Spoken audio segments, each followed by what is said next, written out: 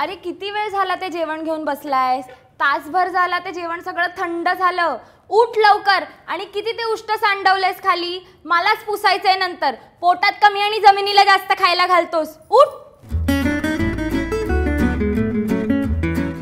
बाळा, तो डायलॉग बोलून दाखव ना काकांना.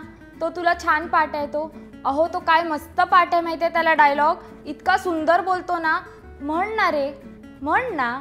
बरं ठीक आहे, डायलॉग नाही म्हणायचे तुला, एखादं गाणंच गाऊन दाखव. चल पटकन.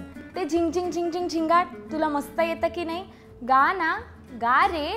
मस्त गातो ते गाणं, पण पूर्ण पाठ आहे त्याचं. गा रे, गा ना.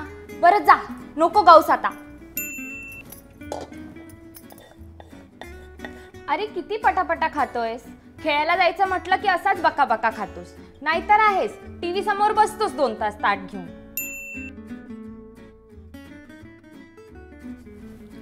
झाला अभ्यास?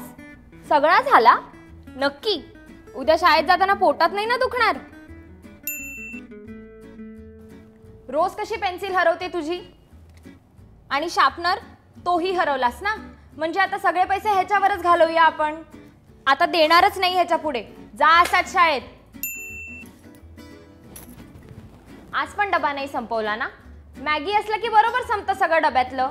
रोज रोज मॅगी खाऊन काय पोट बिघडवून घ्यायचे का स्वतःचं? एरवी तर कोबीची भाजी खायला नको, पण आज बरी खाल्लीस पाहुण्यांकडे. मी आपली त्यांना सांगतेय की अहो तो नाही खाणार, तो नाही खाणार, त्याला नका वाढू. आणि हा आपला खातोय मागून मागून परत परत.